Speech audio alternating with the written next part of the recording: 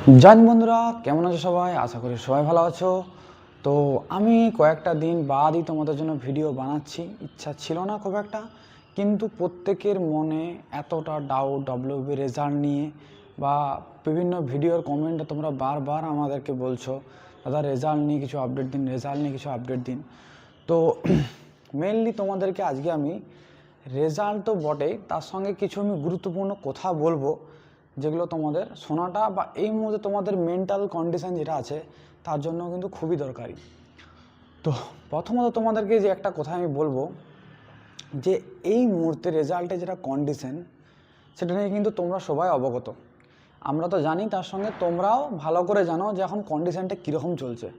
Already তুমি কলকাতা হাইকোর্টের website খুললে 9টা পেন্ডিং কেস তুমি দেখতে পাবে। 10টা ছিল, তার মধ্যে একটা কেসকে মহামান্য আদালত কিন্তু ডিসমিস করার কারণে সবার মনের মধ্যে একটা উচ্ছ্বাস, আনন্দের উচ্ছ্বাস এসেছিলো। হয়তো বাকি কেসগুলো খুব তাড়াতাড়ি মিটে আমাদের রেজাল্ট কিন্তু তাড়াতাড়ি পাবলিশ হয়ে যাবে। কিন্তু ঘটনা হলো গিয়ে এরকম যে বাকি যে কেসগুলো ছিল সেগুলোর ডেট কিন্তু পিছিয়েই যাচ্ছে। বর্তমানে 5 তারিখে একটা কেসের তো হিয়ারিং আছে, আরও যে কেসটা একটা পেন্ডিং ছিল সেটাকেও আবার ডেট চেঞ্জ করে 17 মার্চ পর্যন্ত টেনে দিয়েছে। তো ঘটনা হচ্ছে এরকম যে এতগুলো যদি কেস থাকে তো কখনোই পিআরবি তোমাদের রেজাল্ট কিন্তু পাবলিশ করবে না।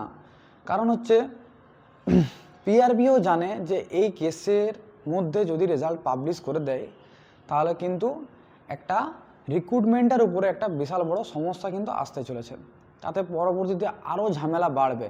সেই কারণে পিআরবি কিন্তু রেজাল্ট পাবলিশ করছে না। তাছাড়া যেহেতু রিজার্ভেশন পলিসিটাও একটা মাথায় রাখতে হচ্ছে, যে সিভিক হোমগার্ড যারা রিজার্ভেশন নিয়ে একটা যে কেস করেছে এটাও কিন্তু একটা মাথায় রাখার বিষয়। বাই চান্স যদি এই কেসটা কোনো একটা পজিটিভ দিক নেয়, মানে ওইটা নিয়ে কোর্ট মহামান্য আদালত যদি কিছু রায় দেয়, তখন কিন্তু তোমাদের প্যানেল লিস্টটা কিন্তু চেঞ্জ হতে পারে, কাট অফ ওঠানামা করতে পারে, এই সমস্ত ফ্যাক্টরগুলো কাজ করে। এই কারণেই কিন্তু পিআরবি আরও বেশি করে তোমাদের রেজাল্টটা কিন্তু পাবলিশ করতে পারছে না। দ্বিতীয়ত, তোমরা ইউটিউবে এসে বিভিন্ন ধরনের বিভিন্ন ইউটিউবারের ভিডিও দেখো। তো একটা সত্যি কথা তোমাদেরকে বলে রাখি যে সত্যি এই মুহূর্তে কোনো ইউটিউবারই তোমাদেরকে সত্যি করে বলতে পারবে না যে কবে রেজাল্ট আসতে চলেছে। সবাই একটা অ্যাজাম্পশন দিতে পারে যে হ্যাঁ এরকম টাইমে বা এই ঘটনা। অ্যাকচুয়ালি মেন যে ঘটনাগুলো তোমাদেরকে আমি বলে দিলাম যে কী কারণে রেজাল্টটা এখনও আটকে আছে বা দিতে পারছে না। তো সঠিক ডেট তোমাদেরকে কেউই বলতে পারবে না। তাই এই বিভ্রান্তগুলো থেকে দূরে থাকো। যত তুমি বারবার এরকম ডেলি আপডেট সংক্রান্ত ভিডিও তুমি যত বারবার দেখবে তত তোমার মধ্যে একটা ডিপ্রেশন কাজ করবে। এই মুহূর্তে এগুলো থেকে দূরে থাকাই তোমাদের জন্য সবথেকে বেটার। কারণ আমরা প্রায় 7 থেকে 8 মাস টাইম ইন্টারভিউয়ের পর রেজাল্ট পর্যন্ত টাইম কাটিয়েছি। তাই আমাদের ডিপ্রেশন লেভেলটা কোন জায়গায় পর্যন্ত গিয়েছিল তোমরা বুঝতে পারছো। বেকারত্বের জ্বালা আমিও বুঝি, কারণ আমিও ওই জায়গাটা পেরিয়ে এসেছি। তোমরা এই পজিশনে আছো বুঝতে পারছি, টেনশন হওয়াটা স্বাভাবিক। তবে আমার মনে হয় এখন এটা নিয়ে যত বেশি তোমরা মাতামাতি বা ঘাঁটাঘাঁটি করবে তোমার মেন্টাল স্টেট তত বেশি ডিস্টার্ব হবে। এর থেকে বেটার সবসময় নিজেকে পিসফুল রাখার চেষ্টা করো। এমন কোনো কাজ করো যেটা তোমার পছন্দের।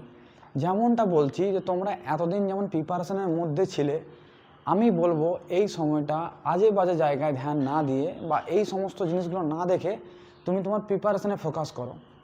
আবার তুমি যেই জিনিসগুলো ম্যাথ বা রিজনিং বা ইংলিশ বা যেই জিনিসগুলো তুমি এতদিন প্র্যাকটিস করছিলে সেইগুলোর মধ্যে দিয়ে নিজের টাইমটাকে কাটানোর চেষ্টা করো। দ্বিতীয় একটা গুরুত্বপূর্ণ কথা তোমাদেরকে বলে রাখি, যেহেতু তোমাদের এই প্যানেল লিস্টটা তুমি টেনশন করে বা যে কোনো কারণেই হোক তুমি কিন্তু পরিবর্তন করতে পারবো না। রেজাল্ট তোমার আসার জন্য তুমি তোমার যতটুকু সামর্থ্য তুমি অলরেডি দিয়ে ফেলেছো। তাই রেজাল্টে কি আসছে না আসছে এটার উপর কোনো কিছুই তোমার চিন্তা ভাবনা করে কোনো লাভ হবে না। তুমি চিন্তা ভাবনা করলেও তোমার রেজাল্ট যা আসবে, না করলেও সেটাই আসবে। বরঞ্চ নিজেকে এভাবে তৈরি করো যে রেজাল্টের পর আমি যখন ট্রেনিংয়ে আসবো, ট্রেনিংয়ে যেন আমি নিজেকে ফিটভাবে রাখতে পারি, ট্রেনিংটা যাতে আমার কষ্টকর না হয় সেই দিকে বরঞ্চ তুমি ফোকাস করতে পারো। তা সেই জন্য বলি তোমাদেরকে, এতদিন তোমরা প্র্যাকটিস করে এসছো গ্রাউন্ডের জন্য, যেই সমস্ত প্রসেসটা কমপ্লিট হয়ে গেছে, ম্যাক্সিমাম ছেলেরাই কিন্তু গ্রাউন্ড ছেড়ে দিয়েছে বা গেলেও তারা টুকটাক আড্ডা মারে চলে আসে। তাই তোমাদেরকে বলি, প্রতিদিন একটা অভ্যাসটাকে, একটা আমাদের যে পুলিশের যে লাইফস্টাইল হয় সেই লাইফস্টাইলের মতো এখন থেকে করাটা প্র্যাকটিস করো। যে সকাল সকাল উঠে পরে গ্রাউন্ডে যাওয়া, ফিজিক্যাল এক্সারসাইজ করা, রানিং করা। আমি বলছি না যে আগের মতো এতটাই বা করো, প্রচুর পরিমাণে করো, কিন্তু ডেলি প্র্যাকটিসের মধ্যে থাকাটা ভীষণ জরুরি। কারণ ট্রেনিংয়ে ঢোকা মাত্র তোমাদের কিন্তু রানিংটা হেভি কষ্টকর হবে। সেই কারণে বলছি এখন থেকে এই অভ্যাসগুলোকে তৈরি করা শুরু করো। রেজাল্ট যবে আসছে আসুক না, কোনো সমস্যা নেই, কিন্তু তোমার এই চিন্তা ভাবনার জন্য রেজাল্ট যেহেতু পরিবর্তন হবে না, তাই রেজাল্টে ফোকাস করার থেকে সবসময় ফোকাস করো ফিজিক্যাল অ্যাক্টিভিটির মধ্যে নিজেকে রাখার, নিজের লাইফস্টাইলটা, নিজের মেন্টালিটা ওইভাবে প্রিপেয়ার করা। এই রেজাল্ট যবে আসছে আসুক, আমি প্রিপারেশান নেবো ট্রেনিংয়ের জন্য। তাই নিজের সকাল সকাল ট্রেনিংয়ের মধ্যে নিজেকে সারাটা দিনে বিজি রাখা। দরকার হলে ফাঁকা টাইম তুমি কিছু বিভিন্ন রকমের যেগুলো প্যাশনফুল অ্যাক্টিভিটি হয়, যেমন ড্রয়িং, কোনো গল্পের বই পড়া, কি তুমি যদি কিছু না করো তো অ্যাটলিস্ট মুভি দেখো, মাইন্ডটাকে অন্যদিকে ডাইভার্ট করে রাখার চেষ্টা করো। যত তুমি এই সমস্ত চিন্তা ভাবনাগুলোর মধ্যে যত বেশি থাকবে, তত তুমি বেশি ডিপ্রেস ফিল করবে। তাই বেটার এটাই হবে যে নিজেকে সবসময় ডাইভার্ট করে রাখো এবং নিজের মাইন্ডটাকে ট্রেনিংয়ের জন্য প্রিপেয়ার করো। এটা সবথেকে রাইট টাইম। থার্ড একটা কাজ কী হতে পারে, যে সমস্ত ক্যান্ডিডেটদের ডকুমেন্টসের বিভিন্ন রকম প্রবলেম থেকে থাকে, তো তাদের জন্য এটা একটা অপরচুনিটি হিসেবে তুমি ধরতে পারো। কারণ এই যে লেন্দি টাইমটা পাচ্ছ, এতে কিন্তু তুমি তোমার ডকুমেন্টসগুলো কিন্তু কারেকশন বা রেডি করে নেওয়ার সুযোগ পাচ্ছ। তাই এই সময়টাকে ওই সব জায়গায় ফোকাস না করে তুমি কিন্তু এই ডকুমেন্টস রেডির ব্যাপারেও তুমি কিন্তু এগিয়ে যেতে পারো। তাতে তোমার এই টাইম পিরিয়ডের মধ্যে তোমার ডকুমেন্টসগুলোও কিন্তু রেডি হয়ে যাবে। তাই এই কথাই বলবো বন্ধুরা বা ভাইয়েরা বা দাদারা যারাই আসছো না কেন, তোমাদেরকে একটা কথাই বলবো, এই বিভিন্ন বিভ্রান্তকর ভিডিওর মধ্যে যত তুমি যাবে, কারণ সঠিক আপডেট এই মুহূর্তে প্র্যাকটিক্যালি বলছি কেউ তোমাকে দিতে পারবে না। তাই এই মুহূর্তে তুমি সবসময় চেষ্টা করো নিজেকে অন্য দিকে ডাইভার্ট করে রাখার। যখন রেজাল্ট আসবে তখন তুমি ঠিক কানাকানি খবর পেয়ে যাবে। আর দ্বিতীয়ত, যে এই কেসের মধ্যে মনে তো হয় না যে এখন কোনো আপডেট আসতে পারে বা রেজাল্ট আসতে পারে। এই ধরনের বা রিজার্ভেশন পলিসিটা বেশি এখন ইম্পর্টেন্ট হয়ে দাঁড়িয়েছে। ওই কেসটা যতক্ষণ না মিটমাট হচ্ছে, মনে হয় না যে তোমাদের রেজাল্ট পাবলিশ করতে পারবে।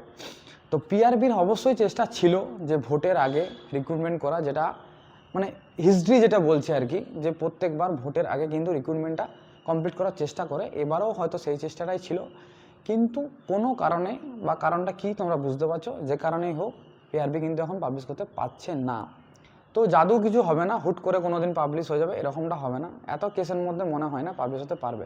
তো যাই হোক বন্ধুরা, এটুকুই বলবো, নিজেদেরকে মেন্টালি সেভাবে প্রিপেয়ার করো যাতে তোমরা ট্রেনিং এসে তোমাদের কষ্ট না হয়।